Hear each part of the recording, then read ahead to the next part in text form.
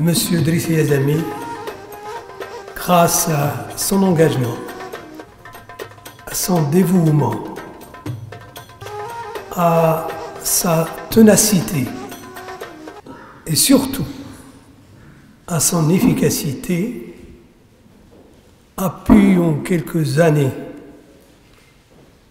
faire du Conseil national des droits de l'homme une institution appréciée et respectée. C'est pourquoi, mesdames et messieurs, permettez-moi, en votre nom, de le remercier d'avoir fait le déplacement malgré son agenda surchargé. Je lui cède la parole et merci.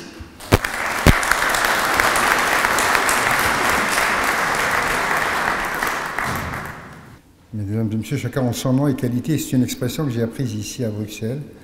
Et je me rappelle la première fois que je l'ai entendue, c'était une ministre d'ailleurs qui l'a prononcée lors d'une exposition que Daniel avait organisée dans ce grand bâtiment qui est ici à Bruxelles. Je ne me rappelle plus. Parce que c'était une exposition sur les relations entre le Maroc et l'Europe. Hein. Donc il y a une...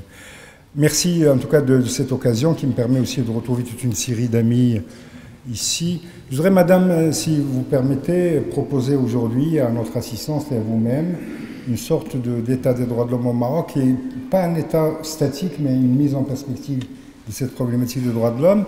Et je traiterai aussi de cette question que vous posez. Mais déjà, ma première réponse est la suivante, c'est que, à la différence de la démarche politique, qui est aussi légitime, la démarche des droits de l'homme exige nécessairement de travailler avec l'État. Au Maroc comme ailleurs, c'est avec l'État qu'on fait avancer les droits de l'homme. Ce sont les États qui signent les traités internationaux des droits de l'homme. Ce sont les États qui siègent au Conseil des droits de l'homme. Ce sont donc les États qui sont responsables et comptable de la protection des droits de l'homme. Et que donc, il est tout à fait naturel et normal, ce qui n'est pas la démarche politique, qui est aussi légitime et qui est différente, de travailler avec l'État.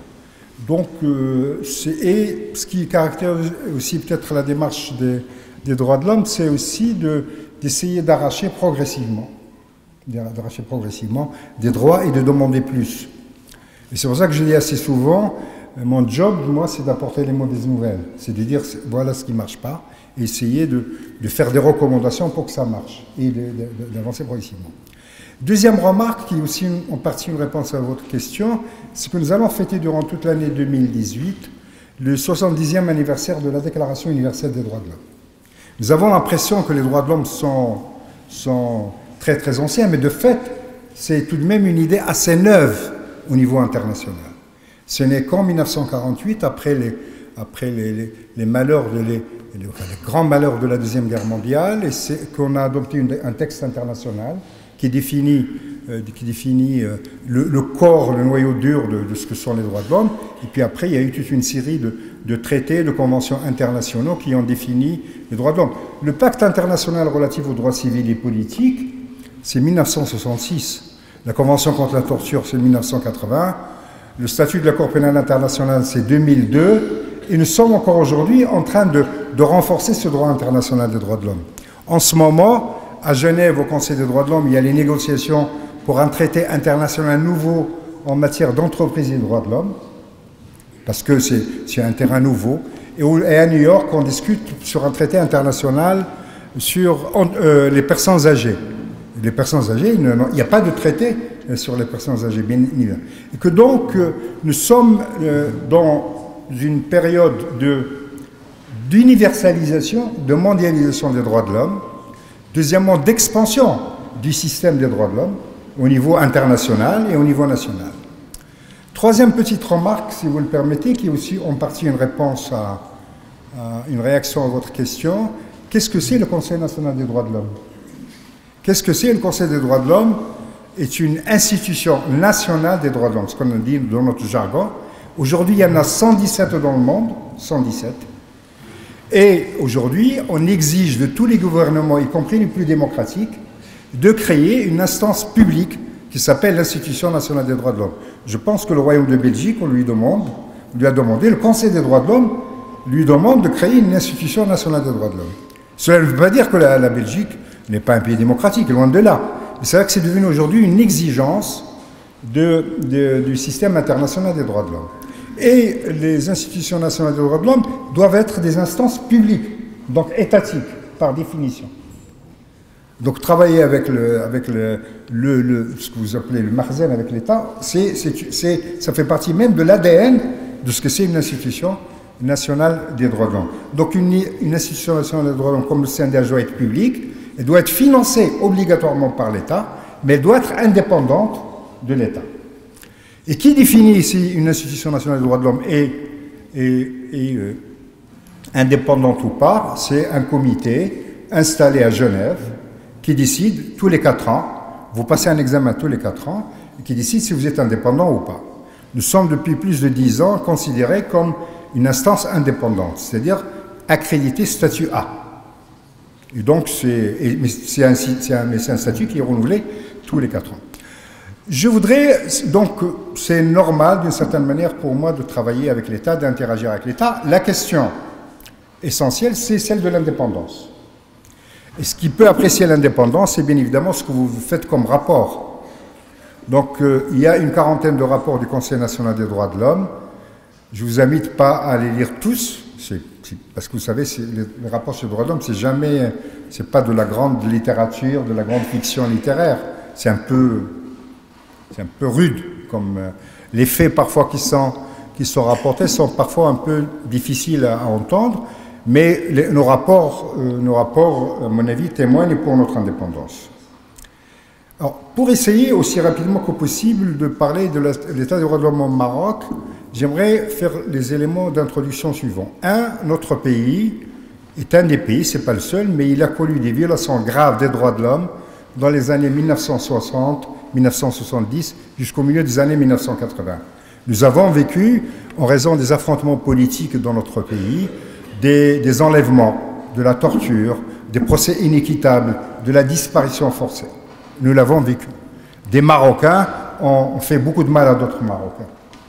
L'État a fait beaucoup de mal aux Marocains. Il y a eu ce qu'on appelle des violations graves des droits de l'homme au Maroc. Une violation grave est une violation qui est systématique et qui touche un grand nombre de personnes. Mais donc nous sommes passés de la dénégation, il n'y a rien, il n'y a pas de violation des droits de l'homme dans notre pays, à une prise en considération, à une reconnaissance progressive. Et cela a été un processus très long, avec notamment dans les années 1990 une série de grâces et d'amnisties qui ont permis de libérer des détenus d'opinion et même des personnes qui avaient disparu, parfois jusqu'à 18 ans. Un processus d'adhésion progressive aux droits de l'homme, aux principaux textes des droits de l'homme. C'est à partir de 1992 que le Maroc a commencé à adhérer, à signer, à ratifier ce qu'on appelle le noyau dur des droits de l'homme. La création de l'ancêtre du Conseil national des droits de l'homme, qui était le Conseil consultatif des droits de l'homme en 1990, et ainsi toute une série donc, on est passé de la dénégation, du déni à la reconnaissance. Le moment, à mon avis, il y a 2 moments de prise en compte importants dans notre histoire politique de la dimension des droits de l'homme. C'est la désignation de Maître Abdelrahman Yousfi comme chef de gouvernement par Feu Hassan II. M. Fathallah Ouelalou, je pense que certains d'entre vous connaissent, qui est l'ancien ministre de l'économie et des finances, disait que c'est la première réconciliation marocaine. La nomination de Abdelrahman Yousfi comme chef de gouvernement. Voilà un opposant qui avait été condamné à mort au début des années 1960, qui est désigné comme chef de gouvernement par Feu Hassan II. Et donc c'est un moment de démarrage du processus de réconciliation à la marocaine. Et 2, c'est le processus de justice transitionnelle entre 2004 et 2006, la création et l'achèvement des travaux de ce qui reste à ce jour la première expérience et la seule expérience de justice transitionnelle achevée dans le monde musulman. Il y a en ce moment l'expérience tunisienne, vous savez, de l'instance Vérité et Dignité, qui est une commission vérité tunisienne, mais l'instance Équité et Réconciliation a été, disons, l'expérience de ce qu'on appelle la justice transitionnelle, la seule à ce jour dans le monde musulman. Donc, reconnaissance des violations graves des droits de l'homme, programme de réparation individuelle et collective, reconnaissance publique des violations, notamment par le passage des victimes qui ont témoigné devant à la radio et à la télévision, et enfin, rédaction d'un rapport final rendu public avec des recommandations de garantie de non-répétition. Deuxième moment très important au début de ce millénaire, de mon point de vue, c'est le grand débat que nous avons eu au Maroc sur la question de l'égalité. Le gouvernement marocain avait proposé une réforme du code en 2002, une réforme du code de la famille, ce qui, si vous voulez, bien évidemment que dans la société marocaine, comme dans toutes les sociétés du monde, la question de l'égalité entre hommes et femmes est une des questions essentielles, fondamentales, centrales. Et donc, là, lorsque le gouvernement marocain à l'époque avait voulu, le gouvernement de Saad Abdelrahmane Yousfi avait voulu réformer le code de la famille, une partie de la société marocaine s'est opposée à cette réforme. Et durant des mois et des mois, plus d'un an et demi, il y a eu dans la société marocaine des oppositions, des polémiques sur cette question. Avec un moment paroxystique, un moment emblématique de mon point de vue, c'est lorsqu'il y a eu à Rabat et à Casablanca 2 manifestations pacifiques. Une contre et une pour la réforme du code de la famille. Je vivais à l'époque en France et j'étais par hasard à Rabat lorsqu'il y a eu les manifestations de Rabat que j'ai vues. Et ce jour-là, je me suis dit, le Maroc est un pays prêt pour la démocratie. Pourquoi? Parce que, de mon point de vue, un pays qui discute pacifiquement et de manière forte d'une question essentielle, c'est un pays qui est déjà dans la démocratie, dans la création de la démocratie, parce que la démocratie, par définition, c'est bien évidemment une constitution, des lois, des institutions, mais l'esprit de la démocratie, c'est de gérer pacifiquement le dissensus. Ce n'est pas le consensus. C'est de gérer pacifiquement des projets de société différents. Au lieu de s'entretuer, au lieu d'être enlevé parce qu'on exprime une idée, c'est de pouvoir l'exprimer. Et c'est pour ça que, sérieusement, cette correspondance entre un Premier ministre ancien condamné à mort qui est chef de gouvernement, un débat très fort dans la société. Je pense qu'une partie de ceux qui ont vécu au Maroc se rappellent du caractère très polémique de cette discussion. Si Abdelillah Ben Kairan, qui était chef de gouvernement il n'y a pas longtemps, était dans la manifestation de Casa. Et c'est son point de vue, donc tout à fait respectable comme notre point de vue qui était à Rabat, qui était pour cette réforme. Et donc c'est un moment essentiel de mon point de vue dans l'histoire. L'autre tournant aussi très important, là aussi c'est 2002, 2003, 2004, c'est la reconnaissance du pluralisme culturel et linguistique, la reconnaissance de la mazérité. 1999, il y a le discours d'Ajdir de Sa Majesté le Roi, la création de l'Institut royal de culture Amazigh, le lancement d'une chaîne de télévision en Amazigh, le début de l'enseignement de l'Amazigh dans les écoles. Et en fait, si vous vous rappelez, si vous regardez le monde comme il a fonctionné, nous savons que des pays, parce qu'ils n'ont pas reconnu leur pluralisme, en sont arrivés à des guerres civiles, à des affrontements internes. Que donc la reconnaissance de la mazérité dès la fin du siècle dernier au début du siècle est, pour mon vue, aussi un élément essentiel L'autre tournant depuis, et je vais essayer d'avancer, l'autre tournant depuis, c'est d'évidence la Constitution de 2011. Au passage, et c'est pour ça qu'à mon avis, c'est une partie de l'explication de l'histoire marocaine. Je ne parle jamais de modèle marocain. C'est une expérience particulière dans une région particulière. Si, à mon avis, le 2011 s'est passé différemment au Maroc, c'est parce que le processus de réforme avait commencé avant. Et d'une certaine manière, la Constitution de 2011, c'est la prise en compte des recommandations de l'instance Équité et Réconciliation. Il y a une filiation. Alors, qu'est-ce qui est particulier à la Constitution de 2011 ? C'est d'abord on ne le souligne pas assez, la première constitution que nous faisons comme Marocains. Les autres constitutions, parce qu'il y a eu d'autres constitutions au Maroc, c'était des techniciens, des constitutionnalistes étrangers.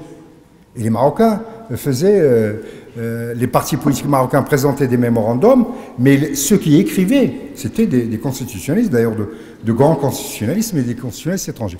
C'est la première fois où nous faisons nous-mêmes notre constitution. Dans un débat public, il y a une commission consultative qui a fait le premier projet. J'ai eu l'honneur de faire partie de cette commission consultative qui a reçu 184 mémorandums. 33 mémorandums des partis politiques, 5 mémorandums des syndicats et le reste, les autres mémorandums, c'était des groupes de la société civile marocaine qui s'étaient réunis, qui ont fait des propositions. À titre anecdotique, je raconte souvent qu'un des plus beaux jours, en tout cas de ma vie, c'est lorsque j'ai reçu, c'est Abdelwahab Doukhali, je pense qu'une partie de l'assistant le connaît, un grand chanteur marocain qui dirigeait la délégation des artistes marocains, qui avait fait un mémorandum. Bon, généralement, on pense que M. Doukhali et la réforme constitutionnelle, mais il était là, il était chic comme d'habitude, et il a remis le point de vue des artistes marocains. D'ailleurs, il demandait déjà un conseil sur la musique au Maroc. J'y reviendrai très rapidement. Donc cette constitution, c'est la première constitution que nous faisons dans un débat, qui a été un débat... Je vous invite, pour ceux qui voudraient avoir une idée de ce que disaient ces mémorandums sont en grande partie en ligne sur le site de la Bibliothèque nationale du Royaume du Maroc. Donc je pense que la lecture de ces mémorandums, qui est aussi fastidieuse, donne un peu un état de ce que pense la société marocaine. C'est-à-dire, parce que c'est ça qui a été produit et donné. Alors, quelles sont les grandes caractéristiques, 3 ou 4 grandes caractéristiques de cette constitution, et après je parlerai de 3 ou 4 défis et on ouvrira la discussion. Cette constitution est un manifeste des libertés. Nous sommes passés de 16 articles à plus de 60 articles. Donc tous les droits essentiels, fondamentaux, les recommandations de l'instance équité et réconciliation sont contenues dans cette constitution. Donc disons une constitution qui, alors bien évidemment, une constitution, ce n'est pas parce qu'on inscrit des droits fondamentaux dans une constitution qui sont magiquement, se transforment en réalité magique. Mais néanmoins, il faut constitutionnaliser les droits. Parce que c'est cela qui permet aussi de faire les lois et les institutions qui les protègent. Ce n'est pas suffisant, mais c'est nécessaire. 2, c'est une constitution qui consacre définitivement la démocratie représentative. La seule institution pour faire les lois aujourd'hui au Maroc, ce qui n'était pas le cas avant, c'est le Parlement. Il n'y en a pas d'autre. Et enfin, à mon avis, et je vous invite à la lire de ce point de vue, c'est une constitution qui a affirmé et proposé plusieurs dispositions en matière de démocratie participative, en créant toute une série de conseils, en édictant le droit à la pétition, le droit d'initiative législative, c'est-à-dire que, y compris les acteurs de la société civile, peuvent proposer des lois. Je vous invite aussi, et je vais me permettre de le lire, dans le préambule de la Constitution, qui fait partie intégrante de la Constitution, le principe de non-discrimination est inscrit, sachant que le principe de non-discrimination est une des pierres angulaires du droit international des droits de l'homme. Je me permets de lire ce qui est écrit sur ce point-là, 3 lignes. Le Royaume du Maroc s'engage à, et je cite, « bannir et combattre toute discrimination à l'encontre de quiconque, qu'il soit national ou pas national, à l'encontre de quiconque, en raison du sexe, de la couleur, des croyances, de la culture, de l'origine sociale ou régionale, de la langue, de l'handicap ou de quelque circonstance personnelle que ce soit. » C'est la définition de la non-discrimination au droit international qui est reprise telle que. Or aujourd'hui, quels sont les défis en matière de droits de l'homme dans notre pays? Et à mon avis, il y en a 4 que je vais essayer simplement, pour lancer la discussion entre nous, de rappeler. Bien évidemment que le premier défi, vous l'avez, j'imagine, vous l'avez à l'esprit, c'est celui de la mise en œuvre de cette Constitution. Il ne suffit pas d'édicter constitutionnellement des droits. Encore faut-il que les lois soient votées et que les institutions chargées d'appliquer ces lois soient mises en place et puissent marcher. Un exemple, si vous voulez, le Haut Conseil du pouvoir judiciaire, par exemple. Aujourd'hui, depuis la magistrature n'est plus gérée, le cordon ombilical entre le pouvoir exécutif et la magistrature a été coupé, puisque c'est le Haut Conseil du pouvoir judiciaire qui est chargé aujourd'hui au Maroc de gérer la carrière des magistrats. Ce Haut Conseil du pouvoir judiciaire, le président du Conseil national des droits de l'homme y siège comme escalité. La majorité des membres sont élus, d'autres sont nommés. Il vient de commencer à travailler il y a 4 mois. Les premières séances de désignation de magistrats en dehors du ministère de la Justice, elles ont commencé il y a 1 semaine. L'audition des magistrats. C'est la première fois qu'il y a un appel à candidature publique et que tous les candidats sont reçus et qu'ils vont être nommés. Mais ça vient de commencer. Donc on ne peut pas dire aujourd'hui que ça y est, l'indépendance de la magistrature est totalement consacrée et acquise. Elle vient disons, d'accord. Mais on peut prendre d'autres exemples qui montrent que sur plusieurs points, il y a des lenteurs. Il y a parfois des lois qui sont votées en vertu de ces principes constitutionnels qui sont insatisfaisants du point de vue du Conseil national des droits de l'homme. Je ne conteste pas la légitimité de la représentation démocratique de voter les lois, mais en même temps, le Conseil national des droits de l'homme a exprimé sur plusieurs de ces lois, il y a une députée parmi nous, marocaine, du Parlement marocain, sur au moins une dizaine, je vous invite à jeter un coup d'œil au moins sur le site du Conseil national des droits de l'homme, de lois qui ont été votées sur lesquelles nous sommes très insatisfaits et sur lesquelles nous avons exprimé nos réserves. Deuxième grand défi de la société marocaine, c'est d'évidence l'égalité homme-femme. Il y a énormément de choses qui ont été acquises dans notre pays sur cette question. Mais nous pensons, et d'ailleurs nous pensons que les discriminations à l'égard des femmes, les inégalités de genre restent une des questions en matière de droit essentielles dans notre société. Et nous pensons que le gouvernement que l'effort fait dans ce domaine n'est pas à la hauteur des enjeux. On pourra citer dans notre discussion de nombreuses illustrations, mais je vais en prendre simplement une. L'article 19 de la Constitution a inscrit la parité comme un des objectifs constitutionnels. Pour les non-spécialistes, la parité, c'est la mise en œuvre concrète de l'égalité. C'est quelles sont les modalités, les lois, les dispositifs institutionnels pour que l'égalité homme-femme devienne une réalité. Ce n'est pas simplement qu'une proclamation.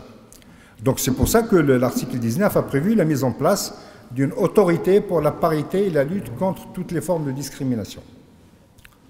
La loi a été votée. Nous avons publié en ce qui nous concerne 2 mémorandums du Conseil national des droits de l'homme sur ce projet de loi, estimant que le projet de loi est loin d'être satisfaisant. Néanmoins, la loi a été votée, la PAL n'est pas encore mise en place.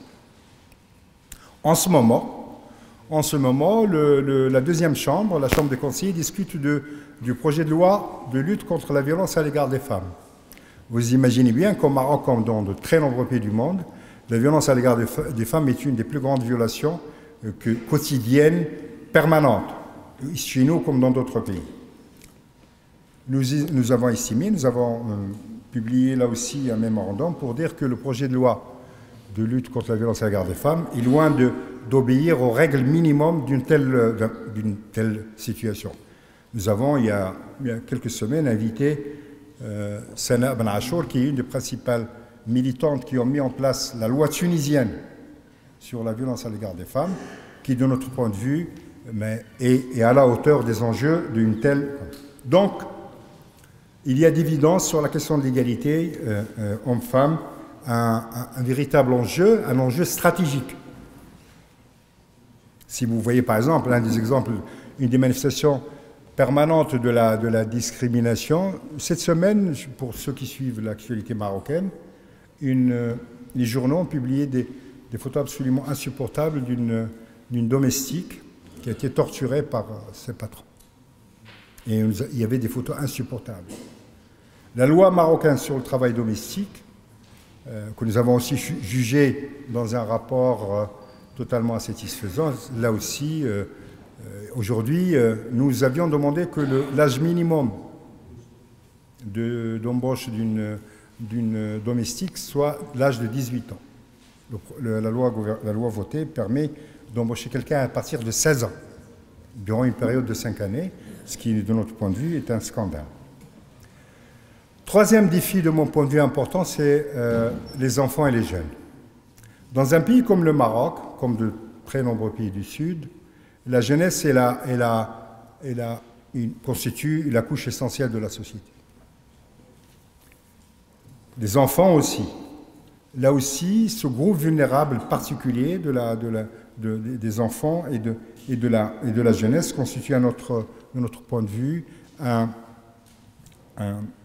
véritable enjeu en termes de droits. Je pourrais, par exemple, les enfants, vous renvoyer à au moins 2 rapports que nous avons publiés. Un rapport sur les centres de sauvegarde de l'enfance. Vous savez, ce sont les centres qui accueillent les enfants en conflit avec la loi, comme on dit.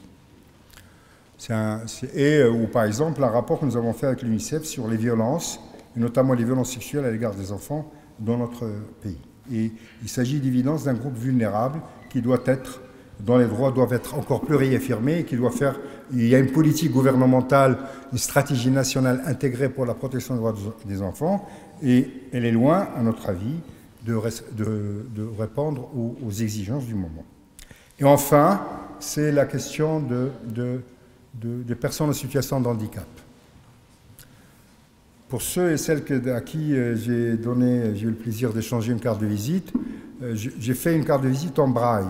Mais tout simplement parce que, à travers cela, le message qui est symbolique, qui est envoyé un peu à mes interlocuteurs, c'est celui de dire aujourd'hui, grosso modo, 10% de notre société, 10%. L'étude 2014 sur le handicap au Maroc dit que, grosso modo, on est entre 7 à 10% de divers types d'handicap. Cette population reste encore victime de violations assez importantes et assez systémiques. Un chiffre, il y a 700 classes intégrées pour les enfants en situation de handicap. 700 classes. Aujourd'hui, ce sont les familles et la société civile qui supportent le poids de la prise en compte de l'handicap c'est pour ça que c'est aussi une catégorie. Dernier élément, simplement, on pourra citer d'autres exemples disons, des violations des droits de ces groupes vulnérables.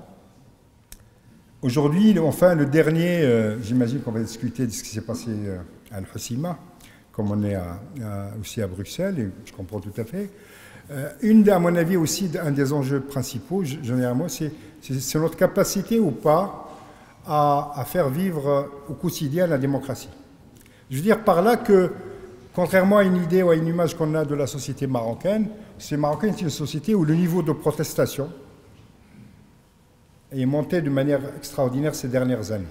Nous sommes aujourd'hui autour de 13 à 14 000 manifestations pacifiques par an qui se passent. Ces manifestations révèlent la conscience de la société. Ils révèlent le fait que la société a conscience qu'elle a droit à des droits et que les gens sortent pour les demander. Vous avez suivi par exemple ce qui est en train de se passer à Gerada ces jours-ci. Mais tous les jours, en fait, il y a des manifestations qui se passent. Et donc, à mon avis, notre défi, c'est non seulement de pouvoir répondre autant que possible aux revendications exprimées par la population, mais c'est aussi mettre en place des modalités de discussion, d'échange, d'écoute de la population, parce que les Marocains ont changé. Le niveau de conscience, d'information, d'éducation des Marocains a augmenté de manière significative, et on ne peut plus simplement se satisfaire chez nous comme dans d'autres pays des modalités de démocratie représentative. Il faut faire vivre au quotidien le dialogue avec la population, avoir la capacité J'imagine que, je disais tout à l'heure à des journalistes, je le dis assez souvent, il suffit par exemple de tendre l'oreille et d'écouter ce que les rappeurs marocains disent. Et vous avez une sorte de cahier de revendication de la jeunesse, chez nous comme ailleurs d'ailleurs. Vous avez, j'écoutais au mois de décembre un jeune rappeur tunisien magnifique qui s'appelle Balti, et je comparais ce qu'il disait aux chansons de Muslim, vous savez, le rappeur de Tanger. Et vous voyez bien que, en fait, là, on a une sorte de manifeste de la jeunesse, de manifeste des attentes de la jeunesse, qui est de plus en plus revendicative et qui demande de plus en plus sa place, et le fait est d'être écouté. Je crois que notre capacité ou pas de faire vivre cette démocratie et les capacités et de faire vivre la promesse constitutionnelle est un de nos principaux défis. Je pense qu'on y travaille, mais il y a encore à ne pas baisser la garde et il faut renforcer l'effort et ne jamais baisser la garde. Merci. Je suis en partie, pas sur les points nécessairement, hein. Par exemple sur la question du bâtiment de la chaîne Amazir. Si vous visitez les autres bâtiments de la première chaîne, parce que la chaîne Amazir fait partie de la SNRT, hein, donc il regroupe 7 chaînes. Hein. Si vous visitez les autres, et il y a la radio aussi, hein, dans les mêmes bâtiments, vous avez absolument raison, ces bâtiments sont trop petits, sont très anciens, il y a tout un projet pour construire. Mais je ne crois pas que c'est ça qui est significatif, si vous voulez dire sur la manière. Il est clair que nous devons accélérer, à mon avis, la prise en compte du pluralisme culturel et linguistique au Maroc. Ouais. Au moins mettre le mode silencieux. Par exemple, vous le savez, c'est cette semaine qu'il y a eu un débat à la première chambre sur le Conseil national des langues et de la culture. Et nous devons, à mon avis, avoir un débat très approfondi sur la politique linguistique au Maroc. Parce que l'enjeu pour nos enfants, c'est qu'il faut qu'on leur apprenne 3 langues. Les 2 langues officielles, l'amazigh et l'arabe, et une langue étrangère de communication. Avec 3 graphies. 3 graphies. L'arabe, le tifinagh et une langue, quelle que soit la langue latine, et un autre alphabet. Et ce n'est pas, je veux dire, et c'est ça un des défis, puisque vous avez posé la question, c'est un des grands défis. Lorsque nous étions dans la commission consultative de la Constitution, si nous avons appris une discussion, parce que sérieusement, je peux vous, sans trahir de secret, la question de l'amazérité est une des questions qu'on a discuté, parce qu'il ne s'agit pas simplement d'affirmer un droit, il faut le mettre en œuvre. Et la question qu'il faut que les gosses marocains apprennent 3 alphabets, c'est une avancée en termes de droit, mais la difficulté, la mise en œuvre, va être complexe. Et c'est pour ça qu'il est très important que le Conseil national des langues et de la culture, qui est régi par une loi organique, soit mis en place rapidement. Et cela pose toute une série de difficultés. Par exemple, cette semaine, le débat qui a eu lieu cette semaine, l'IRCAM et l'Institut d'arabisation ne veulent pas être fondus dans le futur Conseil national des langues et de la culture. Ce n'est pas réglé, hein. Mais on peut effectivement dire qu'il faut accélérer Par exemple, si vous voulez, cette semaine, M. Ojar, le ministre de la Justice, a promis la disponibilité très rapide d'interprètes, parce que dans certaines régions, les justiciables ne parlent pas en arabe. Sérieusement, sur la question des morshidat et des morshidines, je ne savais pas, mais vous savez à qui vous adressez. Sur la question de l'égalité en héritage, là, c'est un motif, vous ne savez pas peut-être, mais l'institution qui a lancé ce débat au Maroc, c'est le Conseil national des droits de l'homme, par un rapport d'octobre 2015. C'est un rapport sur l'état de l'égalité homme-femme au Maroc. Et il y avait 97 recommandations à la fin, 97. Dans une des recommandations, il y avait 4 mots qui demandaient l'égalité en héritage. Et un certain nombre d'acteurs politiques marocains et de théologiens n'ont pris en compte que ces 4 mots. C'est-à-dire qu'on a oublié les autres recommandations sur la violence, etc. Et un certain nombre y compris le chef du gouvernement, avait attaqué le Conseil national des droits de l'homme, des ministres, en disant que c'était contre la foi musulmane. Bon, ce que je peux vous dire, c'est qu'à mon avis, il faut prendre ce point de vue de manière sérieuse. C'est-à-dire que la foi des gens, c'est quelque chose de très sérieux. Il faut respecter. C'est ça la démarche démocratique, c'est ça la démarche. Je l'ai dit à l'époque. Je dis, voilà ma conviction avec mes amis du Conseil national des droits de l'homme. Mais les autres acteurs politiques, les autres acteurs, les autres institutions ont tout à fait légitimement le droit d'exprimer un autre point de vue. Il faut prendre cela très au sérieux. Il faut, ça veut dire quoi? Ça veut dire qu'il faut ouvrir la discussion et que cette discussion soit sereine, rationnelle, et qu'elle soit argumentée, et qu'on ait, on dit en arabe, sadro, ouais, qu'on fasse preuve de ce que les sociologues appellent de l'empathie. C'est quoi l'empathie? C'est se mettre à la place de l'autre. Et donc, moi, je respecte tout à fait.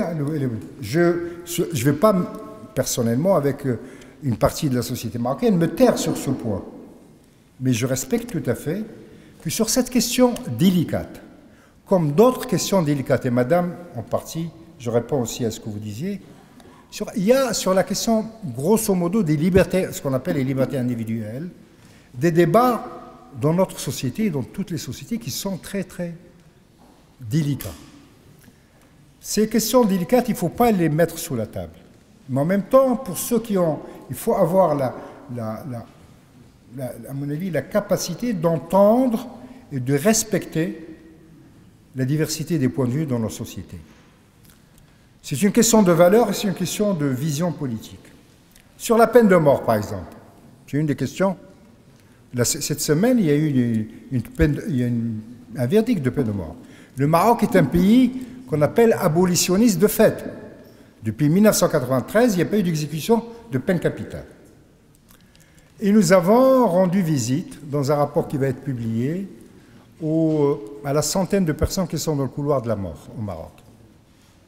Donc on est un pays qui n'exécute pas de peine capitale, mais on est dans un pays où il y a encore des peines capitales prononcées, et on est dans un pays où les crimes punissables de la peine de mort va diminuer dans le futur code pénal. Et on continue. Et donc nous avons rendu visite aux personnes condamnées qui sont dans le couloir de la mort. Et qu'els sont les constats? Lorsque vous n'avez pas de discussion théorique, lorsque vous voyez les cas, ce sont tous des personnes des couches populaires les plus modestes. Au Maroc comme ailleurs, ceux qui sont condamnés à la peine de mort, cela ne veut pas dire que ce ne sont pas des criminels, mais ils sont issus des couches populaires les plus.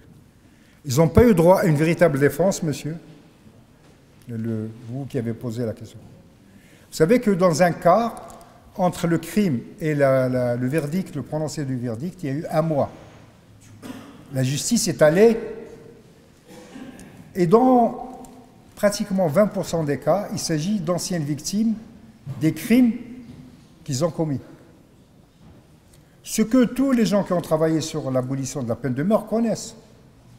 Depuis un grand ouvrage de Victor Hugo sur le journal d'un condamné à mort, depuis un grand classique du XVIe siècle d'un grand philosophe italien qui est le premier livre contre la torture, Cesare Beccaria, des peines et des délits.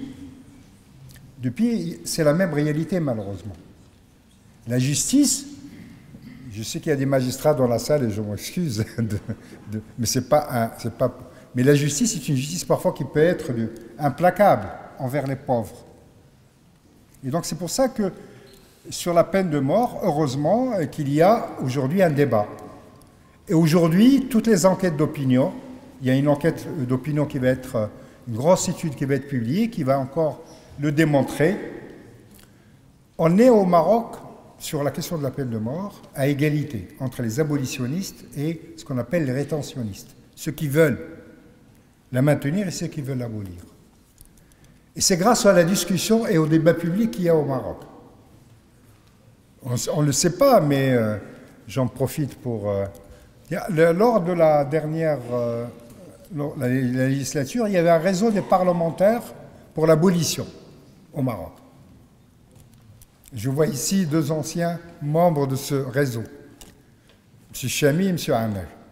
Il y avait plus de 220 parlementaires marocains qui avaient fait un réseau pour que ce débat ait lieu. Et en novembre 2014, lorsque nous avons tenu le Forum mondial des droits de l'homme à Marrakech, le 2e forum, dans le message que Sa Majesté a adressé à ce forum, il avait encouragé ce débat en disant « continuez à débattre ». Donc sur toute une série de questions qui tiennent, mais je vais le dire, que ce sont les questions en débat dans notre société et dans toute notre région. La peine de mort, l'interruption volontaire de grossesse, ce qu'on dit l'avortement. Mais il y a eu un débat sur la question de l'IVG au Maroc à l'initiative de Sa Majesté. La question de l'homosexualité, bien évidemment. Et la question de la liberté de croyance, bien évidemment. La liberté de penser est inscrite dans la Constitution marocaine. Et donc, ce sont des questions qu'il faut prendre au sérieux. Et à mon avis, il faut surtout, affirmer que chacun affirme ses convictions et qu'en même temps, qu'on permette la discussion. On ne peut pas, sur des questions comme celle-là, avancer au forceps contre une partie de la société. Et ce sont des questions qui sont en débat dans toutes les sociétés.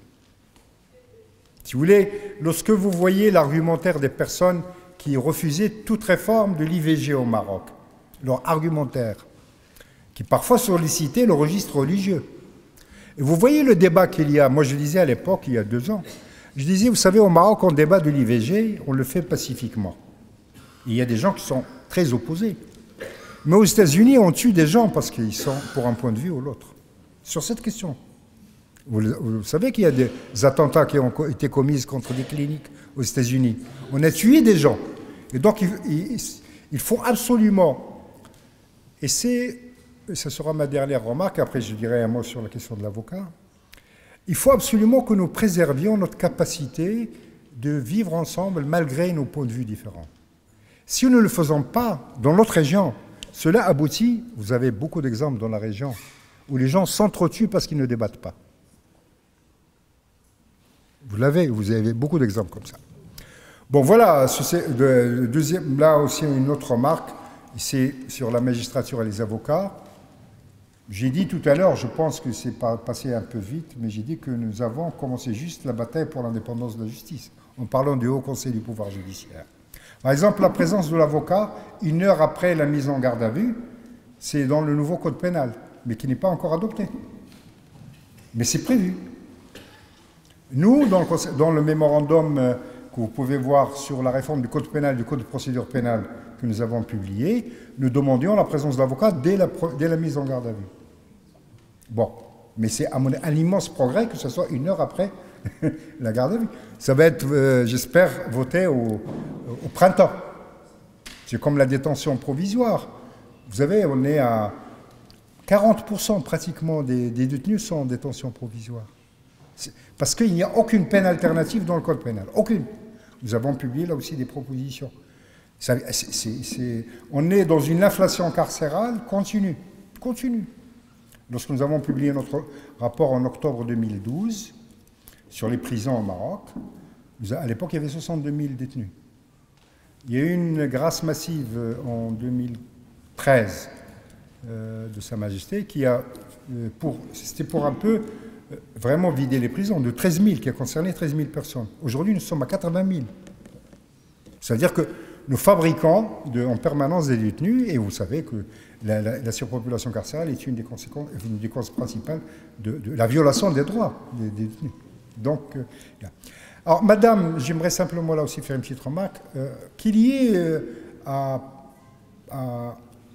réformer la justice en profondeur, je suis d'accord. Mais je ne pense pas que nous puissions réformer par des petits slogans, si je peux me permettre. Hein. C'est-à-dire que, d'évidence, que le premier protecteur, le premier système de protection des droits, c'est la justice, c'est évident.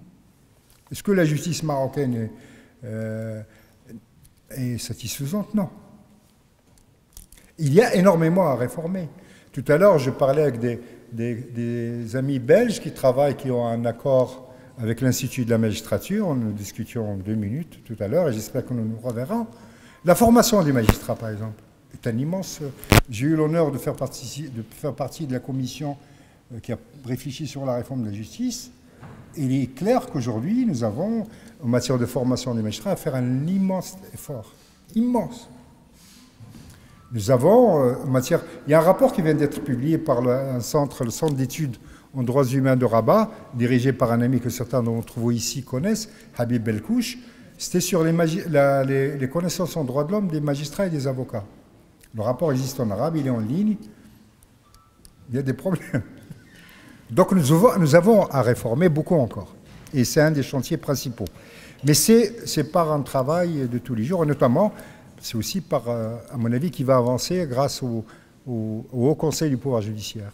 Par exemple, un des éléments, puisque vous êtes probablement magistrate, la médecine légale est un des auxiliaires essentiels du travail de la justice. Nous avons fait un rapport sur la médecine légale. La médecine légale est une discipline sinistrée au Maroc. On va tenir encore un autre colloque là-dessus. Et il y a un projet de loi de M. Ojar qui vient d'être rendu public. Et il y a énormément à faire. Comment voulez-vous rendre... si vous voulez... Voilà. Donc il y a encore à travailler. Merci.